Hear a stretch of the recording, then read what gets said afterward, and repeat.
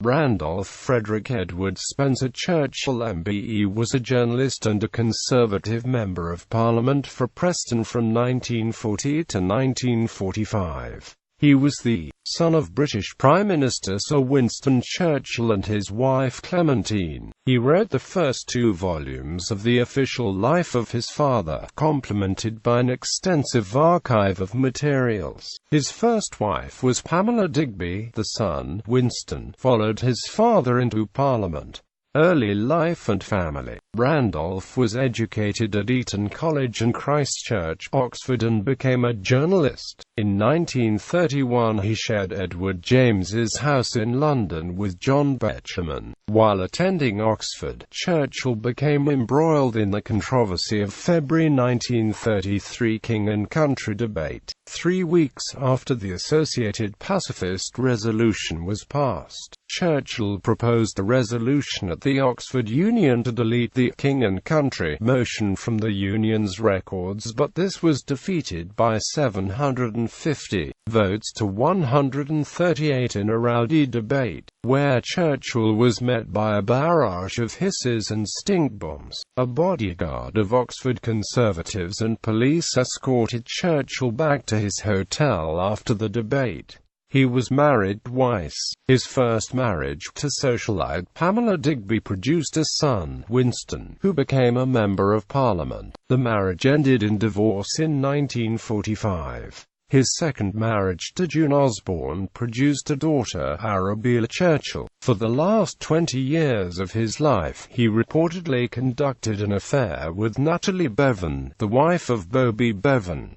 Early political career. Randolph Churchill's political career was not as successful as that of his father and grandfather Lord Randolph Churchill. In an attempt to assert his own political standing, he announced in January 1935 that he was a candidate in the Wavertree by-election in Liverpool. On 6 February 1935, an independent Conservative on a platform of rearmament and anti-Indian Home Rule. His involvement was criticized by his father for splitting the official Conservative vote and letting in a winning Labour candidate, although Winston appeared to support Randolph on the hustings. Early in the campaign in March 1935, he sponsored an independent Conservative candidate, Richard Findlay, also a member of the British Union of Fascists, to stand in a by-election in Norwood. This attracted no backing from MPs of the press, and Findlay lost to the official Conservative candidate, Duncan Sandys, who later that same year, in September, became Randolph's brother-in-law, marrying his sister Diana. Having blamed Baldwin and the party organisation for his loss,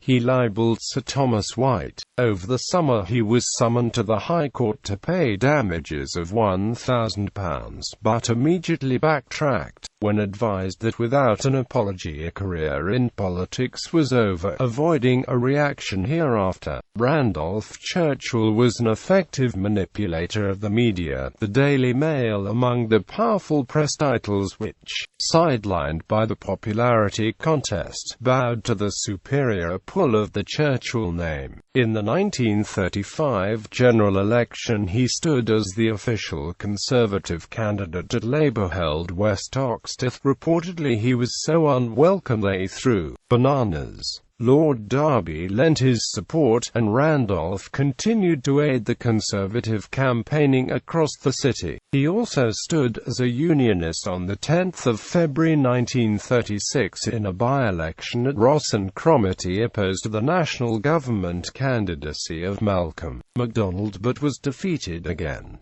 Military service. Second World War. Randolph Churchill served with his father's old regiment, the 4th Queen's Own Hussars. He was one of the oldest of the junior officers and not popular with his peers. In order to win a bet, he walked the 106-mile round trip from the base in Hull to York and back in under 24 hours. He was followed by a car, both to witness the event and in case his blisters became too painful to walk further, making it with around 20 minutes to spare. to great annoyance. His brother officers did not pay up. In 1940, Randolph's father, to whom he remained close both politically and socially, became Prime Minister. Shortly before the Battle of Britain, Captain Lord Louis Mountbatten was dispatched, along with Lieutenant Randolph Churchill in tow, aboard HMS Kelly to Cherbourg to evacuate the Duke and Duchess of Windsor. Randolph was on board the destroyer untidily attired in his 4th Hussars uniform. He had forgotten to attach the spurs correctly to his boots. The Duke was mildly shocked by Churchill's appearance. Rendered less martial, HMS Kelly operated from the Plymouth dockyard for the duration of the anti-submarine warfare during the Battle of Britain. Randolph was elected unopposed to Parliament for Preston at a wartime by-election in September 1940.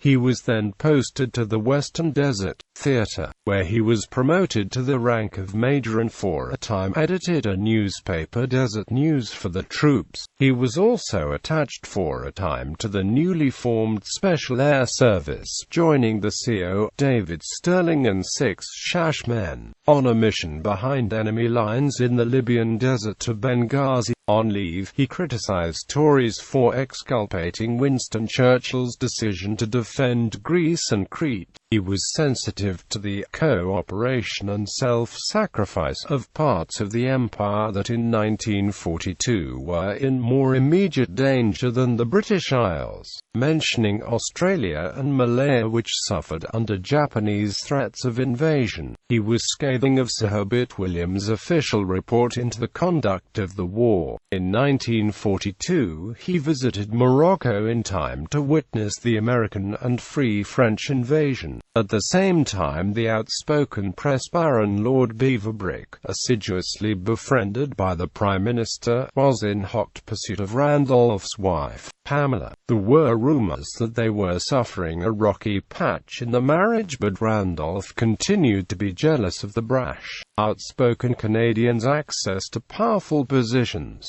Randolph encouraged the conversion of Vichy fighters to de Gaulle's army, submitting reports to Parliament on the 23rd of February 1943. Churchill also went on a military and diplomatic mission to Yugoslavia in 1944, part of the British support for the partisans during the Civil War. Evelyn Waugh, accompanying Churchill, arrived on the island of Vis on the 10th of July, where they met Tito, who had barely managed to evade the Germans after their Operation Night Sleep airdrop outside Tito's Drivar headquarters. In both the Western Desert Campaign and Yugoslavia, Churchill crossed paths with Fitzroy Maclean, who wrote of their adventures together, and some of the problems Churchill caused him in his memoir Eastern Approaches. He was ordered by Maclean to take charge of the military mission in Croatia. With Waugh, he established a military mission at Topasco on the 16th of September 1944.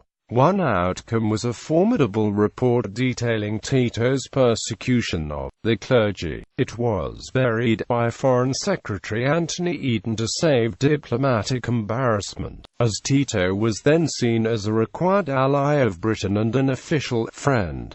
Later political career. Randolph's attendance in the Commons was irregular and patchy, which may have contributed to his defeat in 1945. Frustrated and bored by a lack of success, Randolph had to watch his father's triumphal reception through the country. At a dinner at Claridge's with Brendan Bracken and Winston on the 31st of August, he snapped, got drunk and went into an angry rant. Many thought Bracken and Beaverbrook the architects of the general election defeat reported on the 26th of July 1945. In his last two attempts to return to Parliament, Parliament. He lost to future Labour leader Michael Foot at Plymouth Devonport in the 1950 and 1951 general elections. During the post-war era, Anthony Eden remained the Prime Minister's designated successor, yet when Eden married Clarissa Churchill in 1952, Randolph could hardly contain his utter contempt for his cousin's new husband. He had known Eden all his life, dubbing his ranting phone calls the Eden Terror. Many commentators at the time and since have considered Eden unsuited for leadership of the party. Winston declined a peerage at the end of the Second World War and then again on his retirement in 1955, ostensibly so as not to compromise his son's political career by preventing him from serving in the House of Commons. The main reason was actually that Winston himself wanted to remain in the Commons, but by 1955, when his father resigned, Randolph's political career was already hopeless.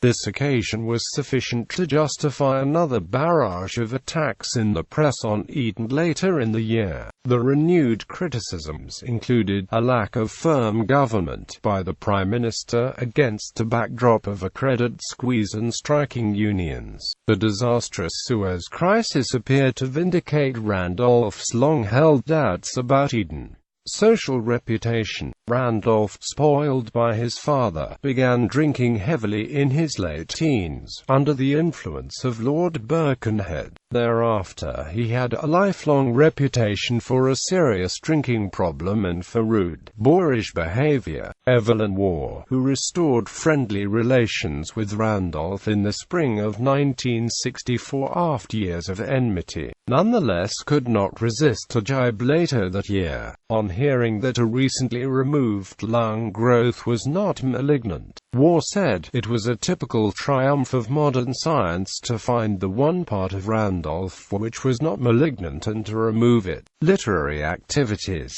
Randolph inherited something of his father's literary flair, carving out a career for himself as a journalist. He edited the Londoners' Diary in the Evening Standard and was one of the best-paid gossip columnists on Fleet Street. He edited collections of his father's speeches, which were published in 7 books between 1938 and 1961. In 1964, Churchill published The Fight for the Party Leadership, describing the Conservatives' destructive internal struggle in the wake of Macmillan's resignation. The former cabinet minister Ian MacLeod wrote a review in The Spectator strongly critical of Randolph's book, and alleging that Macmillan had manipulated the process of soundings to ensure that his deputy Rab Butler was not chosen as his successor. He wrote a memoir of his early life, 21 years, published in 1965. The following year he started an official biography of his father, but had finished only the second volume by the time of his death in 1968. It was completed by Sir Martin Gilbert. He had signed a contract with the American politician Robert Kennedy to write a biography of his elder brother, President John F. Kennedy, who had been assassinated in 1963. As a consequence, Randolph obtained access to the Kennedy archives, but he died before beginning work, the very same day that Robert was assassinated. Death. Randolph Churchill died on the 6th of June 1968 at his home, Stour House, East Bergholt, Suffolk, of a heart attack, aged 57. He is buried with his parents and siblings at St. Martin's Church at Blaydon near Woodstock, Oxfordshire. Fictional role. H.G. Wells in The Shape of Things to Come, published in 1934, predicted a Second World War in which Britain would not participate but would vainly try to effect a peaceful compromise. In this vision, Randolph was mentioned as one of several prominent Britons delivering brilliant pacifist speeches echo throughout Europe, but failed to end the war. A more factual account was ITV TV docudrama Churchill's Secret, a screenplay based on the book The Churchill Secret, KBO, by Jonathan Smith. Broadcast in 2016, it starred Michael Gambon and depicted Winston Churchill during the summer of 1953 when he suffered a severe stroke, precipitating therapy and resignation. The character of Randolph was played by the English actor Matthew McFadden. Works: Arms and the Covenant,